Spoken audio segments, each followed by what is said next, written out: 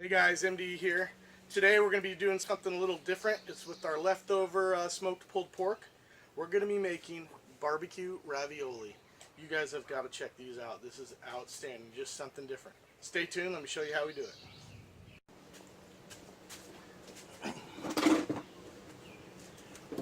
Okay guys, I'm going to go ahead and get our filling started here for these raviolis.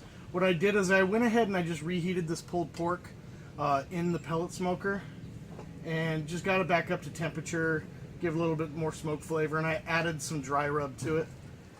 And you want to get rid of all the fat that's in it. You don't want any of the fat pieces in there because it's not going to taste really good with the inside of a ravioli. You don't want that texture. So just make sure this is really finely shredded. You want this to be easily you want to be able to easily work with this. So then, as you saw in one of my previous videos, I cold smoked a block of cheese, and I just went ahead and shredded that up, and I'm going to add that to our mixture as well as a little bit of cheddar with it too, a little shredded cheddar. Mix that, incorporate that a little bit. So far what we have in here is just the smoked cheese, a little cheddar, the smoked pulled pork, and I added a little extra dry rub in there to give it a little extra seasoning. And now you just add a little bit of your whatever your favorite barbecue sauce is. This is just a homemade sauce that I make. It's very sweet, a little spicy. It's got a good, it's pretty good consistency. It's pretty good sauce that we like. And then just kind of incorporate that together as well. You want to make this into just a real good, like a ball. Something that you can form inside of a ravioli. So mix that up. Alright guys, we're going to take the dough that I made earlier.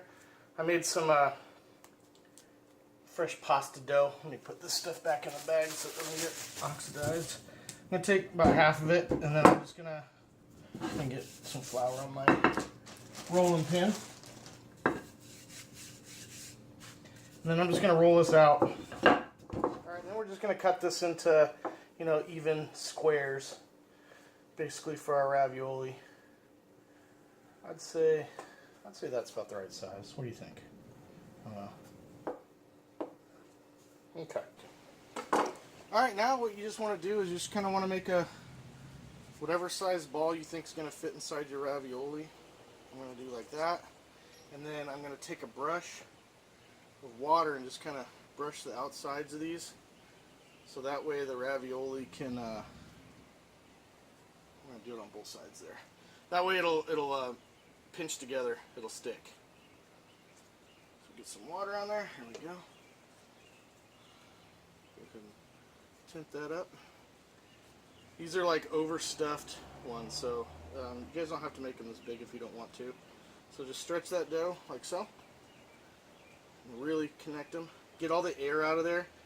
If you have air in this, they're going to open up when you boil them. Okay, and we're going to do this several times until we get our raviolis all ready. So just make sure those are all sealed up. And we're going to boil those up. Okay guys, I got my pot of water boiling, and what I have in there is I have some dry rub and a lot of sea salt, so it's a flavored water. And then I'm just going to go ahead and place my raviolis in there for about 3 to 4 minutes each until they float. And then we'll pull them out and sauce them.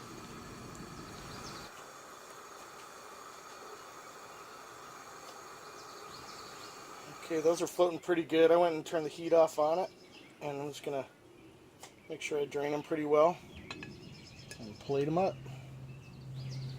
I'll go ahead and drizzle your barbecue sauce over the top of them, just like you would do a pasta sauce. Alright guys, now for the taste test. Let's see how this turned out. They sure look good, I'll tell you that. So, you can see the insides pretty well. That looks good. Give her the old taste test.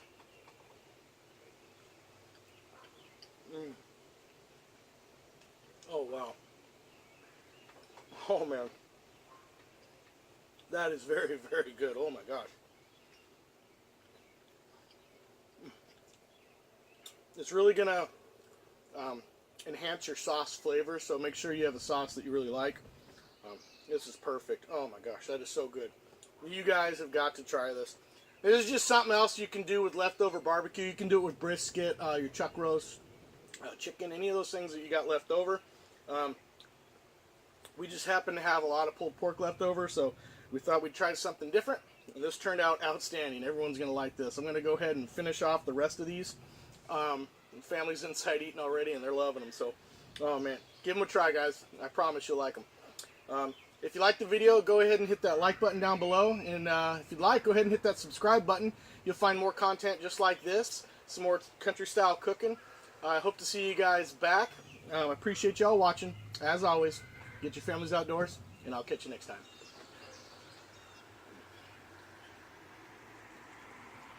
time.